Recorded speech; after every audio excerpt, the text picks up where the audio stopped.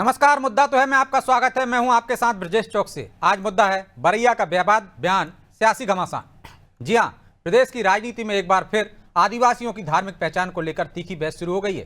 कांग्रेस के वरिष्ठ विधायक फूल सिंह बरैया के एक बयान ने सियासी तापमान बढ़ा दिया है। भोपाल में कांग्रेस की एक बैठक के दौरान बरैया ने खुले मन से कहा कि आदिवासियों को हिंदू नहीं बनना चाहिए। इतना ही नहीं, उन्होंने SC/ST विधायकों की स्थिति कुत्ते जैसी बताई। अब इस बयान पर सियासत भी तेज हो गई है। सीएम डॉक्टर मोहन यादव ने तंज कसा है कि उनके दल में क्या चल रहा है वो ही जाने, लेकिन बीजेपी ने हमेशा आदिवासियों का सम्मान किया है। कुल मिलाकर बरैया के बयान ने कई सवाल भी खड़े कर दिए हैं। उन सवालों को भी हम उठाएंगे, लेकिन पहले देखिए रिपोर्ट।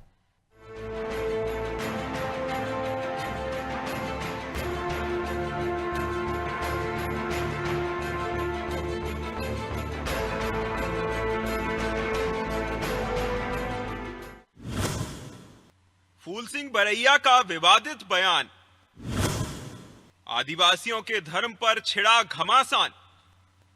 आदिवासियों का धर्म क्या है, इसे लेकर प्रदेश में नया सियासी बखेड़ा खड़ा हो गया। कांग्रेस के वरिष्ठ विधायक फूल सिंह बरैया ने इस पर विवादित बयान दिया है। दरअसल भोपाल के समन्वय भवन में 13 जनवरी को कांग्रेस की डिक्लेरेशन 2 की ड्राफ्टिंग कमेटी की बैठक में उन्होंने दो टूक कहा कि आदिवासियों को हिंदू नहीं बनना चाहिए। आरएसएस के लोग आदिवासी इलाकों में घुस गए हैं और वहां हनुमान की मूर्तियां बांट रहे हैं। अगर कोई आदिवासी हिंदू बन गया तो जिंदा मर जाएगा। उन्होंने जब ये बयान दिया तब मंच पर पूर्व सीएम दिग्विजय सिंह, आदिवासी कांग्रेस के राष्ट्रीय अध्यक्ष डॉक्टर विक्रांत भूरिया भी मौजूद थे। ट्राइब के क्षेत्र में अभी आरएसएस के लोग घुस गए हैं और हनुमान जी की मूर्ति बांट रहे हैं। ये ट्राइब अगर धार्मिक हिंदू बन गया तो समझिए ट्राइब जिंदा ही मर जाए, इसको बचाने का कोई रास्ता नहीं है। इसलिए मैं आपसे कहना चाहता हूं, इसका एक रास्ता है, तो हम कोशिश करें कि हमारा आदिवासी हिंदू ना बन पाए। देखा जाए तो कांग्रेस फिर दलित एजेंडा लेकर आई है। इसके जरिए वो SC/ST वोट बैंक को साधने में जुटी है। लेकिन इधर बीजेपी ने इस बयान को आड़े हाथों लिया है। बीजेपी ने कहा है कि आदिवासियों को किसी ने सम्मान दिया तो वो बीजेपी तो ये भी कह चुकी है कि भारत का आदिवासी कभी क्रॉस नहीं लगाएगा, वो सनातन के ही साथ है। और अब फूल सिंह बरैया के इस बयान पर बीजेपी ने करारा जवाब दिया है। ये उनके दल के अंदर हो रहा था, मैं क्या करूं इसके लिए। उन्होंने अच्छी बात रखी, हमने उनके नेताओं को धन्यवाद देना चाहिए। उनके अपने राज्य में ऐसा हो रहा है, खासकर उनके दल के अंदर। उनने कहा कि हमको ये विचार करना चाहिए और क्या क्या बोले हैं। मैं उनके दल के अंदर तो नहीं बोलूँगा, लेकिन हमारे दल के अंदर से बता सकता हूँ। हमारे अपने राज्य के अंदर, हमारे देश के अंदर हमारे दल ने पहली बार आदिवासी बहन को राष्ट्रपति पद तक पहुँचाया। ये हमारे दल ने किया। बांटने का काम कांग्रेस करती है, उसी ये एजेंडा है। इनको ये भारत की सभ्यता और संस्कृति नहीं पता। जिन निषाद राज और जिन भगवान राम की, आज भी अयोध्या में जो भगवान राम का पवित्र मंदिर 500 वर्ष बाद बना है, वहाँ पर भगवान निषाद राज जी का भी मंदिर है। तो कांग्रेसी वहाँ जाए तो ये सब भारतीयता के अंग हैं, सनातन के अंग हैं। कांग्रेस टुकड़े टुकड़ा करना चाहती है। याद हो तो कुछ महीने पहले ही नेता प्रतिपक्ष उमंग सिंघार ने इसी तरह का बेतुका बयान देते हुए कहा था कि आदिवासी हिंदू नहीं है, वो आदिवासी है। लिहाजा अब ये सवाल है कि आदिवासी खुद को हिंदू माने, इससे कांग्रेस नेताओं को आपत्ति क्यों है? क्या महज वोट बैंक की राजनीति के लिए कांग्रेस इस तरह का नैरेटिव गढ़ने की कोशिश कर रही है? खैर, वजह जो भी हो, लेकिन आदिवासी हिंदू नहीं तो फिर उनका धर्म क्या है? इस पर सियासी बहस तेज हो गई है। ब्यूरो रिपोर्ट, अनादि टीवी।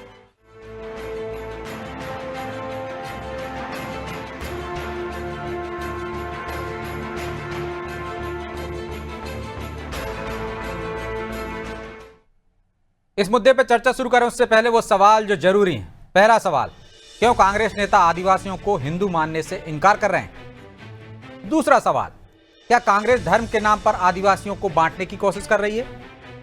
तीसरा सवाल, क्या बरैया का यह बयान कांग्रेस की हिंदू विरोधी छवि को और गहरा करेगा? चलिए इन सवालों के साथ इस मुद्दे पर चर्चा शुरू करते हैं। चर्चा में हमारे साथ जुड़ गए हैं बीजेपी प्रवक्ता ब्रजगोपाल लोया, कांग्रेस प्रवक्ता शेख रुस्तम और वरिष्ठ पत्रकार प्रदीप तिवारी। आप तीनों का बहुत बहुत स्वागत है। और शेख रुस्तम जी, शुरुआत आपसे ही करते हैं। क्या कांग्रेस भी बरैया के बयान से सहमत है या नहीं? सीधा जवाब हाँ नाम है। देखिए ब्रजेश जी, बरैया जी के इस बयान पर हाँ और ना में प्रतिक्रिया नहीं दी जा सकती है, क्योंकि ये बयान ना तो कांग्रेस का है और ना ही राजनीति के स्तर पे दिया गया है। बरैया जी का बयान मूल रूप से इलेक्टोरल, संयुक्त इलेक्टोरल और सिंगल इलेक्टोरल को लेकर दिया गया है, और इन दोनों ही चुनावी पद्धति में जो स्थिति बनती है उसके बारे में उन्होंने एक एकेडमिक बयान ये दिया है। इसीलिए इसे राजनीतिक बयान से बिल्कुल भी नहीं जोड़ा जाना चाहिए। राजनीतिक मंच है, राजनेता लोग वहां बैठे हुए हैं। बरैया जी कह रहे हैं कि SC ST के विधायकों की हालत कुत्ते जैसी हो गई, तो क्या आप सहमत हैं इससे? ब्रजेश जी, 1932 में जो पूना पैक्ट हुआ है उसके संदर्भ में बरैया जी बात कर रहे थे, और बरैया जी न सिर्फ एक राजनेता है बल्कि उनके ऊपर बाबा साहब अंबेडकर के विचारों की गहरी छाप है। और ज्वाइंट इलेक्टोरल और सिंगल इलेक्टोरल को लेकर बाबा साहब के जो विचार थे उसी आधार पर बरैया जी ने अपनी प्रतिक्रिया व्यक्त की है। लेकिन भारतीय जनता पार्टी यहाँ पर अपने लिए अवसर तलाश कर रही है राजनीति करने का, और वो अब ये ढिंडोरा पीटने लगे हैं कि हमने आदिवासियों के लिए ये कदम उठाए हैं, या आदिवासियों को देश के शीर्ष आदिवासियों के हिंदू मानने से दिक्कत है या कि वो एक हो जाएं, वोट बैंक खिसकने का डर? भाजपा की हिंदुत्व की जो परिभाषा है उससे कांग्रेस को हमेशा ऐतराज रहा है, क्योंकि भारतीय जनता पार्टी और संघ हिंदुत्व के माध्यम से पूरे देश के लोगों को हिंदू बताने पर आमादा है, और कांग्रेस इसका हमेशा विरोध करते रही है। कौन किस धार्मिक समूह में शामिल होना चाहता है, ये लेकिन बांटने का काम तो बरैया जी कर रहे हैं ना, ऊपर छोड़ दिया जाना चाहिए। अरे धर्म के नाम पे बांटने का काम कौन कर रहा है? बरैया जी कर रहे हैं। वो कह रहे हैं हिंदू मत मानिए। नहीं, उन्होंने सियासी स्तर पर, राजनीतिक स्तर पर अपने समूह के जनप्रतिनिधियों की जो जिम्मेदारी है उसकी तरफ संकेत किया है कि क्या हम इतने विवश हो गए हैं कि अपने समूह की हम बात नहीं उठा सकते? तो किसने मना किया होता कि यदि क्या आप बताइए, संसद में, विधानसभा में, सदन में कोई विधायक को रोकता है क्या बात करने से? क्या आज ऐसी स्थिति हो गई कि बात नहीं कर पा रहे SC ST के विधायक? ये तो भड़काना ही हुआ ना। या कांग्रेस डर रही है बरैया के छत्ते में हाथ कौन डाले, कौन कहे कि गलत कह दिया उन्होंने? नहीं, बिल्कुल भी नहीं है ब्रजेश जी। देखिए, मैंने बहस के शुरुआत में ही कहा है कि इसे आप ब्रिटिश कालीन भारत के संदर्भ में भी देख सकते हैं। ज्वाइंट इलेक्टोरल और सिंगल इलेक्टोरल जो वोटिंग पद्धति उस समय अलग अलग धार्मिक समूहों के लिए बनाई गई थी, ये इस संदर्भ में बात की गई है। तो इसे खालिस राजनीति के स्तर पर ना देखा जाए, ना कांग्रेस की लाइन इसे समझा जाए। अरे तो भाई उसी का तो हिस्सा है ना, आप विरोध कर दीजिए, क्यों हो रहे हैं शामिल? नहीं, इसमें तो कोई संदेह नहीं, इसमें कोई संदेह नहीं है कि बरैया जी कांग्रेस के लीडर हैं। लेकिन कांग्रेस की लाइन पर नहीं चलते हैं, यही डर है। नहीं, ये बात नहीं है। किसी मुद्दे पर ये गंभीर मुद्दा रहा है। नहीं, आप घुमा फिरा के बोल रहे हैं, सीधा सीधा नहीं बोल रहे हैं, घुमा रहे हैं आप उसको जलेबी की तरह कि समझ भी ना आए। स्पष्ट बयान है मेरे, स्पष्ट बयान है कि उन्हें तो बरैया सही है, उन्होंने बयान दिया उससे जोड़कर नहीं देखा नहीं तो बरैया सही भी है, और राजनीतिक उसका अर्थ भी मत निकालो। आप दो तरह की बात कर रहे हैं ना। सही है बरैया जी ने जो बोला, देखिए, इसे सही और गलत के तराजू में मत तोलिए, इसे आप खुद इसका विश्लेषण कीजिए कि उन्होंने क्यों कहा है। तो भाई तो मैं आपको मौका दे रहा हूं ना, सिर्फ दो शब्द कि भाई कांग्रेस भी सहमत है इससे कि जो बरैया जी कह रहे हैं, उनके विधायक कह रहे हैं, हम भी सहमत हैं उससे कि SC ST के विधायकों की हालत कुत्ते जैसी हो गई है, और आदिवासियों को हिंदू नहीं बनना चाहिए, नहीं तो आदिवासी खत्म हो जाएगा। यदि RSS के लोग आदिवासी क्षेत्रों में जा रहे हैं, कोई मूर्ति दे रहे हैं, तो उससे दिक्कत क्या है, ये पूछ रहा हूं मैं, कि सनातनियों के एक होने से दिक्कत है या वोट बैंक खत्म होने का डर है? बिल्कुल भी नहीं। यहां पर हिंदुत्व के नाम पर संघ का जो एजेंडा है और आदिवासियों की अपनी जो पृथक संस्कृति है उसे समाप्त करने का प्रयास किया जा रहा है। अच्छा, तो कैसे किया जा रहा है? वही तो कह रहे हैं, किसने मना किया है? क्या आप जंगल जमीन की पूजा मत कीजिए, वही काम तो कर रहे हैं। इतने सालों में किसने मना किया है? किसी RSS वाले ने कहा कि नहीं ये मत करिए आप? ये तो गलत बयान हुआ ना, भ्रम फैलाने जैसा नहीं हुआ। तो फिर उसे अपनी राजनीतिक परिभाषा में भी शामिल नहीं किया जाना चाहिए। ब्रजेश जी, अभी मध्य प्रदेश के बुरहानपुर जिले के नेपा नगर में 3 दिवसीय आदिवासी समागम हो रहा है। हाँ। आप वहां पर अपने प्रतिनिधि को भेजेंगे तो ये पाएंगे कि उनकी संस्कृति, पूजा पद्धति के तौर तरीके, लिबास, खान पान बिल्कुल पृथक है। हाँ। तो ये आदिवासियों पे छोड़ दीजिए ना कि वो किस धर्म में जाना चाहते हैं या धर्म किसको मानते हैं किसको नहीं मानते, सबको आजादी है ना। सनातनी में बहुत सारे धर्म, बहुत सारी चीजें मानते हैं, नास्तिक भी हैं, आस्तिक भी हैं, सब तरह के। किसी भी नागरिक के स्वविवेक पर निर्भर करता है, लेकिन जबरिया तो उसे हम तो जबरिया कहां कर रहे हैं भाई? तो आप एक उदाहरण दे दीजिए शेख रुस्तम जी कि यहाँ जबरदस्ती आदिवासियों को ये कहने मजबूर किया गया है कि आप हिंदू कहिए, मुसलमान कहिए या कोई ईसाई बनिए, कोई कहा है? अरे ईसाई बदल जाते तो कोई कुछ नहीं कहता, उनको धर्म बदल दिया उन्होंने। देखिए, धर्म परिवर्तन एक अलग विषय है और कोई भी अपना धर्म परिवर्तन इतनी आसानी से नहीं करता है। ब्रजेश जी, तो ऐसे ही तो विरोध नहीं करती ना कांग्रेस के, ईसाई क्यों बन गए, आदिवासी खत्म हो जाएंगे। यदि ऐसा बोले कि ईसाई बन गए हैं आप, आदिवासी खत्म हो जाएंगे, तो समझ में आता है कि आदिवासियों को आदिवासी रहने दीजिए ना, आप उधर जाइए ना इधर जाइए। लेकिन आपको आपत्ति होती है कि यदि वो खुद को हिंदू लिख देते हैं तो आपको दिक्कत है, वो ईसाई लिख देते हैं तो आपको दिक्कत नहीं है। बहुत अच्छा मुद्दा उठाया है। धर्म परिवर्तन के नाम पे राजनीति भारतीय जनता पार्टी क्यों करती है? अभी लोया जी यहाँ पर बैठे हैं, अगर वो इस पर अपनी बात रखेंगे तो ज्यादा अच्छे से समझा जाएगा कि आखिर उनके लिए धर्म परिवर्तन अपना राजनीतिक टूल क्यों है। ये आदिवासियों पे छोड़ दिया जाए कि वो किस धर्म और संस्कृति को अपनाए रखते हैं, वो अपनी स्वतंत्र संस्कृति बनाए रखना चाहते हैं या पूरी तरह से हिंदू धर्म के तौर तरीकों में शामिल हो जाना चाहते हैं। ठीक है, चलिए लोया जी से जवाब ले लेता हूं। लोया जी, क्या ये आदिवासियों को धर्म के नाम पर बांटने की कोशिश हो रही है और दिक्कत क्या है यदि आदिवासी खुद को हिंदू माने तो कांग्रेस को? क्या लगता है आपको इस बयान के पीछे? देखिए ब्रजेश जी, 3-4 बातें पहले बड़ा अलग अलग कर दूं। रुस्तम जी ने चूंकि ये आग्रह किया है कि मैं प्रकाश डाल दूं तो मैं वास्तव में डालना चाहता हूं। बिल्कुल डालिए। सबसे पहली बात तो ये है, सबसे पहली बात तो रुस्तम जी ये है कि जो फूल सिंह बरैया जी हैं वो उस आदिवासी समुदाय से नहीं आते हैं। पहली तो मैं आपको ये बड़ा स्पष्ट कर दूं, वो उससे नहीं आते हैं। तो एक तो उनको नहीं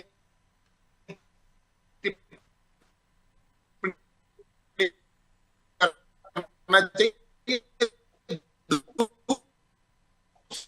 लोया जी कह रहे हैं मौजूद है वो राजनीतिक स्थान। दूसरी बात जो सबसे महत्वपूर्ण है, धर्म परिवर्तन के लिए एक आवेदन देना होता है कि हमने फला धर्म को त्याग कर दूसरा धर्म स्वीकार किया है। उस आवेदन में जो लोग ईसाई बने हैं, आदिवासी समुदाय से भी लोग ईसाई बने हैं, उन्होंने लिखा है कि हमारा वर्तमान धर्म हिंदू धर्म है, इसे हम ईसाई धर्म स्वीकार, वो हिंदू सनातन परंपरा के एक अंग है। तीसरी बात, आप ब्रजेश रुस्तम जी की बात को नहीं सुनना। रुस्तम जी ने बड़ा स्पष्ट रूप से ये कहा है कि राष्ट्रीय स्वयंसेवक संघ और भारतीय जनता पार्टी इस देश के सभी लोगों को हिंदू बनाने में लगी है और कांग्रेस को इससे ऐतराज है। हाँ, हम कह रहे हैं कि इस देश में हमारी मान्यता बड़ी स्पष्ट है कि हिमालयम समारभ्य यावद हिंदू सरोवरम तस्य देव निर्मितम देशम हिंदुस्तानम प्रचक्षते। ये जो क्षेत्र है, इसकी जो संस्कृति है वो हिंदू संस्कृति है, इसका जो जीवन दर्शन है वो हिंदू जीवन दर्शन है और उसमें आदिवासी एक बहुत महत्वपूर्ण घटकों में से एक घटक है। जो हम कहते हैं, हम तो जोर से कहते हैं ना रुस्तम जी, जय बड़ा देव। आप कहिए ना, किसने रोका है? अरे वो संसार की सर्वश्रेष्ठ संस्कृति है। जो संस्कृति आदिवासियों की है उससे श्रेष्ठ कोई संस्कृति नहीं है। वो सेवा जोहार का नारा लगाते हैं, हम सेवा जोहार को अपने जीवन में अपनाते हैं और उनसे भी आग्रह करते हैं कि वो इसी पर रहें। जय बड़ा देव का मतलब क्या होता है? प्रकृति की पूजा करना। प्रकृति की पूजा आप बता दीजिए कि हिंदू जीवन शैली के अलावा किस शैली में की जाती है? क्या इस्लाम में की जाती है? ईसाइयत में की जाती है? बताइए ना, किस में की जाती है? किसी में नहीं की जाती। प्रकृति को पूजने वाला अगर कोई दुनिया का सबसे बड़ा समुदाय है तो वो मेरे देश का आदिवासी समुदाय है, जो इस परंपरा का एक अभिन्न हिस्सा है। इस जो सनातन परंपरा है, इसको छोटा करने की कोशिश मत करिए। ब्रजेश जी, एक बात और कहनी है मुझे। ये आपने सुना है कि जब लोग नारे लगाते हैं भारत तेरे टुकड़े होंगे इंशाअल्लाह इंशाअल्लाह, उनके साथ जाकर भी ये कांग्रेस के लोग खड़े होते हैं। तो वो जो टुकड़े करने का सपना है वो पूरा करने का काम कर रही है आज कांग्रेस पार्टी। और उसके नेता फूल सिंह बरैया, और यदि उन्हें रोका नहीं गया है तो इसका मतलब है कि दिग्विजय सिंह और विक्रांत भूरिया की भी उसमें सहमति है। ये आपको अधिकृत बयान मानना ही पड़ेगा कांग्रेस का। तो लेकिन लोया जी, वो चौथी तो बात, उमंग सिंगार भी कह चुके हैं ना कि आदिवासी हिंदू नहीं है, तो लाइन तो वही हुई ना। मैंने आपसे पुनः कहा, मगर उन्होंने ये नहीं बताया है उमंग सिंगार जी ने कि वो क्या है, वो क्या है। आप उनको उहापोह में रखना चाहते हो, आप उनसे अपना आत्मगौरव छीनना चाहते हो, आप उनसे उनकी जो वैभवशाली विरासत है उसको छीनना चाहते हो, भगवान बिरसा मुंडा की विरासत छीनना चाहते हो, और उनके साथ आप टंटिया मामा भील की विरासत छीनना चाहते हो। आप चाहते क्या हो? कांग्रेस पार्टी के नेता ठीक भी हैं, ठीक है, ब्रजेश जी सारे आदिवासी बहुल अंचलों में कराए गए। ये सोनिया गांधी जी के वहां दौरे क्यों हुए? किस तरह से मिशनरी ने 50-70 वर्षों से जो प्रयास किया, उस प्रयास को आगे बढ़ाने का काम आज अगर फूल सिंह बरैया मतलब आप कर रहे हैं, आरोप लगा रहे हैं कि वो मिशनरी तरफ ले जा रहे हैं और आप हिंदुओं की तरफ ला रहे हैं आदिवासियों को। हम किसी की तरफ नहीं ला रहे हैं, हम तो ये कहते हैं कि अपने मूल स्वभाव में रहिए, जो आपका स्वभाव है उस स्वभाव में रहिए। आप तो सेवा जोहार करते हैं, सेवा जोहार। ठीक है, रुस्तम जी जवाब दे। रुस्तम जी, आदिवासी जो हैं उनको उसी हिसाब में रहिए, जय बड़ादेव पूछते हैं, प्रकृति की पूजा करते हैं, जो सनातनी भी करते हैं, तो आप क्या उनको ईसाई बनाने पे तुले हुए हैं? रहने दीजिए उनको आदिवासी। हमारा भी तो यही आग्रह है ब्रजेश जी कि आदिवासियों को उनकी संस्कृति का स्वतंत्र रूप से पालन करने दिया जाए। आप क्यों उनके सांस्कृतिक और विश्वास के मामलों में दखल देते हैं? और देखिए लोया जी, भारत की भूमि पर रहने वालों को आप भारतीय क्यों नहीं कहते? भारतीय जनता पार्टी और नरेंद्र आप मोदी उन्हें हिंदू कहने पर क्यों आमादा? कभी आपने सोचा इस बारे में कि आदिवासियों की संस्कृति की रक्षा के लिए सबसे बड़ा काम है कांग्रेस से बढ़कर आदिवासियों की सांस्कृतिक और धार्मिक सुरक्षा, उनकी जीवन पद्धति की सुरक्षा किसी ने नहीं की है। लोया जी, रुस्तम जी, एक प्रश्न का जवाब दे दें। मैं आपसे पुनः कह रहा हूं, इस देश का जो सबसे बड़ा संवैधानिक पद है वो अगर आज एक आदिवासी महिला के पास है, तो आपको याद है कि आपके नेता क्या कह रहे थे?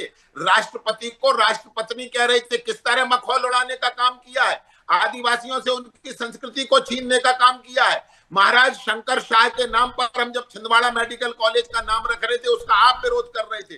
टंटिया मामा भील के नाम पर जब हम इंदौर के बस स्टैंड का नाम रख रहे थे, आप विरोध कर रहे थे। जब हम भगवान बिरसा मुंडा की जयंती पर आदिवासी समागम करना चाहते हैं तो आप विरोध कर रहे थे। आप क्या चाहते हैं बताइए ना, आप चाहते क्या है? आपको भगवान बिरसा मुंडा से बुराई है, आपको टंटिया मामा भील से बुराई है, आपको रानी कमलापति से बुराई है, आपको महाराज शंकर शाह से बुराई है, इन सब से बुराई है, और आदिवासियों के समर्थन में खड़े होने का दम्भ भरते हैं। तो थोड़ा बताइए ना। रुस्तम जी छोटा सा जवाब दीजिए, फिर मैं तिवारी जी के पास जाऊंगा। ब्रजेश जी, मौजूदा भारत की राष्ट्रपति सम्माननीय द्रौपदी मुर्मू जी को अगर राष्ट्रपति पद पर बनाया गया है, तो क्या भारतीय जनता पार्टी ने कोई उपकार किया है? अरे ये आपने तो नहीं, इस संवैधानिक पद का सम्मान करते हैं, आपने तो अधिकार दिया है जो आपने रोक रखा। कितना सम्मान करते हैं ये आप मुझे बताइए। आप मुझे बताइए, गिना तो रहे हैं, जब राम हर चीज मंदिर में आपको आपत्ति क्यों होती है? शिलान्यास हो रहा था, जब उद्घाटन हो रहा था, तब आप उम्मीदवार खड़ा किया।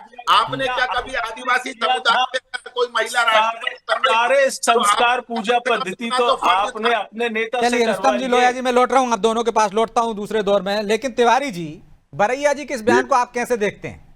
क्या जो हिंदू विरोधी एक छवि बन रही है कांग्रेस की, और वो मजबूत होगी, बीजेपी को एक और मौका मिल जाए, क्यों देते हैं इस तरह के बयान? देखिए, मूलतः तो ब्रजेश जी, आप बरैया जी मूलतः कांग्रेस के व्यक्ति रहे, कांग्रेस की विचारधारा से रहे। लेकिन अब तो कांग्रेस में पहले वो अब कांग्रेस में पार्टी है, पर विचारधारा थोड़ी बदल गई पार्टी में आने के बाद। उनका स्वभाव ही है, वो ये प्रयास ही करते हैं, वो मानते ही नहीं है कि कभी आदिवासी हिंदू।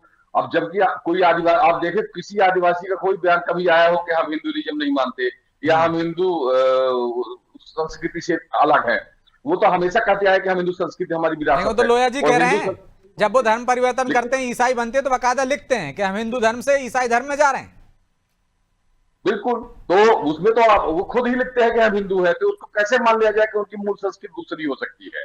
तो ये तो बरैया जी को खुद ये मानना चाहिए कि जो खुद ये नहीं मानने को तैयार है कि हम हिंदू से अलग हैं, वो हिंदुओं से अलग कैसे हो सकता है? वो अलग कैसे आदिवासी लेकिन बन इस सकता बयान है? के कोई सियासी मायने भी हैं, या जो रुस्तम जी निश्चित बता तौर रहे हैं? पर। देखिए क्या है, कांग्रेस में जितने लीडर हैं, चाहे अभी आप देखिए दिग्विजय सिंह का जब कोई बयान आता है तो कांग्रेस पल्ला झाड़ लेती है। फूल सिंह बरैया जी का बयान आया तो कांग्रेस कह रही है कि हमारा इससे कोई लेना देना नहीं, लेकिन ये भी मानने को तैयार नहीं है कि उन्होंने गलत कहा है। भाई जो बात अगर गलत कही है तो उसको आप नोटिस दीजिए, या वो अपने विचारधारा से अलग करिए, उनको कहिए कि आप अगर बोलिए तो संतुलित बोलिए, और नहीं बोलना है अलग अगर पार्टी लाइन से, तो आप कहिए कि ये मेरे व्यक्तिगत विचार है। तो इस तरह से बात करनी चाहिए व्यक्ति को। किसी लेकिन वो तो पार्टी में कहते रहकर आप हैं कि हमारे यहाँ आंतरिक और बाहरी लोकतंत्र है, जो चाहे जो बोल सकता है, ये उनका कहना रहता है कांग्रेस का। नहीं, फिर तो कुछ भी कोई बोले। कल को लोकतंत्र का मतलब ये थोड़ी है कि कुछ भी आप किसी को कोई भी बोलो। जो संविधान के विरुद्ध है, जो आम आदमी के पद को ठोस पहुंचाता है, को आप ये बताइए कि आदिवासियों को गैर हिंदू बताना ये कितनी बड़ी बात है। और ये वरिष्ठ लीडर कर रहे हैं, विधायक है, वो सीनियर लीडर है, उनके वक्तव्य जा रहे हैं, कांग्रेस उनसे चुप्पी। मुझे लगता है कांग्रेस को ये समझना चाहिए कि इस तरह की राजनीति करने वाले जो लोग हैं, जो हमारी मूल संस्कृति से अलग बात करते हैं, उनको हिदायत दे, और या तो फिर उनको ट्रेनिंग दे। वो जब कांग्रेस में आते हैं तो कांग्रेस उनको प्रशिक्षण दे, और प्रशिक्षण देकर ये कहे कि हमारी मूल विचारधारा ये है, इस रीति के आधार पर आपको बात करनी है और इसी में जाना है। तब आंतरिक लोकतंत्र का मतलब है। नहीं तो आंतरिक लोकतंत्र कहाँ है? आप कुछ भी बोलते रहिए, फिर लोकतंत्र की बात करिए। तो मुझे नहीं लगता है। मनीष अय्यर जी का बयान अभी आप सुने ही हैं कि, और उससे भी कांग्रेस ने पल्ला झाड़ दिया था, उसमें भी कांग्रेस ने कहा कि क्या कारण नहीं है। तो मुझे लगता है कि जितने सीनियर लीडर हैं, इस तरह की कोई बात करता है। हाँ, तो कह सकते हैं कांग्रेस की कोई विचारधारा नहीं बची है। लोया जी कुछ कह रहे हैं, फिर दोनों का जवाब ले लूंगा रुस्तम जी से। जी बोलिए। मैं पहले एक बहुत छोटी सी बात करेक्ट करना चाहता हूँ।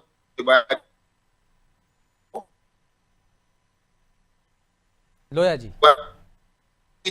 जब तक बरैया जी कांग्रेस पार्टी में नहीं थी, जी ने कभी कहा, मैं बहुत जिम्मेवारी के साथ ये बात कह रहा हूं, मगर यदि आज बरैया जी ये कह रहे हैं तो इसका सीधा सीधा मतलब है कि कांग्रेस पार्टी ये उनके माध्यम से करना और करवाना चाहती है। ये जो टुकड़े टुकड़े गैंग है, उसके समर्थन करने के लिए कांग्रेस पार्टी सीधे ना आकर कभी इस तरह के चेहरों का इस्तेमाल करती है। ठीक है, जवाब ले लेते हैं। मैं फिर से कहता हूं, रुस्तम जी, क्या कांग्रेस की अपनी कोई विचारधारा नहीं बची है? क्या जो विचारधारा है उस पर बात करना चाहिए कांग्रेस के नेताओं को, या भानुमति का कुनबा होगा? और जो लोया जी कह रहे हैं कि यदि सब खामोश हैं, जो विचार हैं यदि बरैया जी के, तो मतलब आपकी मौन सहमति है। आप चाहते हैं कि लोया जी जो कह रहे हैं कि बरैया जी ऐसा बोलें? जी बिल्कुल भी नहीं है ब्रजेश जी। कांग्रेस की विचारधारा वही है जो संवैधानिक विचारधारा है। संविधान की प्रस्तावना में जो लिखा है कांग्रेस की, वही विचारधारा है। इससे एक शब्द में भी हेर फेर नहीं है। मैं लोया जी से ही पूछना चाहूंगा, क्या भारतीय जनता पार्टी में कोई आदिवासी या दलित सांसद विधायक आपकी पार्टी और संघ की लाइन के विपरीत अपने विचार व्यक्त कर सकता है? वो सिर्फ कांग्रेस में कर सकता है।